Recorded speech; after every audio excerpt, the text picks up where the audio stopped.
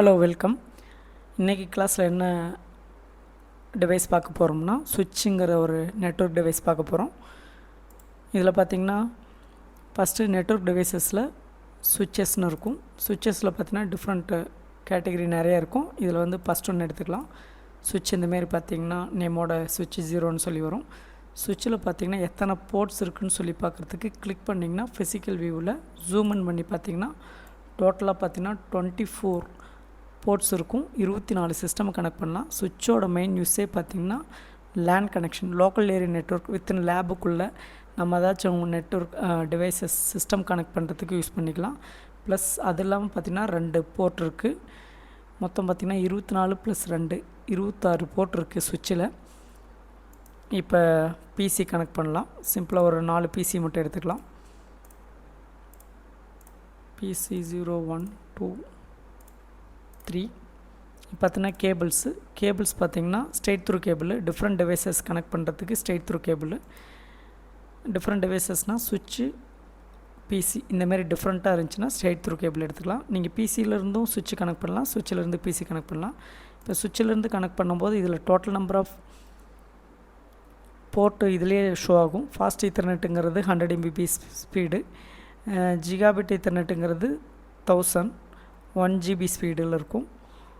அதனால் வந்து fast Ethernet 100 Mbps ஸ்பீட்லேயே கனெக்ட் பண்ணிக்கலாம். இதை கிளிக் பண்ணிவிட்டு பிசி 0ல் கனெக்ட் பண்ணுறோம். இதுலேயும் ஃபாஸ்ட் ஈத்தர்நெட் 0 போர்ட் இருக்கும். அடுத்து straight through cable fast ethernet 02.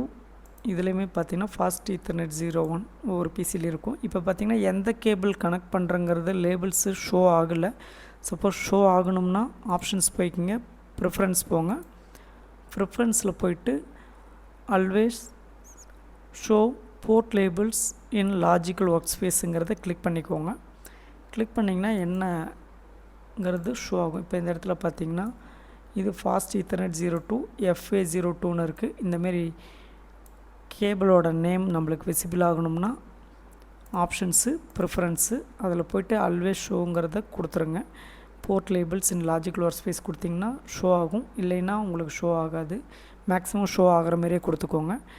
இப்போ அடுத்து straight through cable maximum use பண்ணுவோம். சப்போஸ் நம்ம ஆட்டோமேட்டிக் கேபிள் யூஸ் பண்ணிங்கன்னா அதுவே செலக்ட் பண்ணிக்கும். நீங்கள் எதனாலும் சூஸ் பண்ணிக்கலாம். ஸ்ட்ரெயிட் த்ரூ கேபிள் எடுத்துக்கிறேன். Fast ethernet 03, fast ethernet 01. அடுத்து சுவிட்சிலேருந்து ஃபாஸ்ட் ஈத்தர்நெட் 04, ஃபாஸ்ட் ஈத்தர்நெட் 0. இப்போ வந்து ஒவ்வொரு பிசிக்கும் நம்ம வந்து பார்த்திங்கன்னா ஐபி அட்ரஸ் கனெக்ட் கொடுக்குறோம். ஐபி அட்ரஸ் பார்த்திங்கன்னா 10.ங்கிறது டிஃபால்ட்டாக நம்மளோட கிளாஸ் ஏவோட ஐபி அட்ரஸ்ஸு. ஒரே ஐபி அட்ரஸ் எல்லாத்துக்குமே கொடுக்க வேணாம். இது ஜஸ்ட்டு லேபிள் தான், ஐடென்டிஃபிகேஷனுக்கோசரம். நான் காப்பி பண்ணி அப்படியே பேஸ்ட் பண்ணிக்கிறேன்.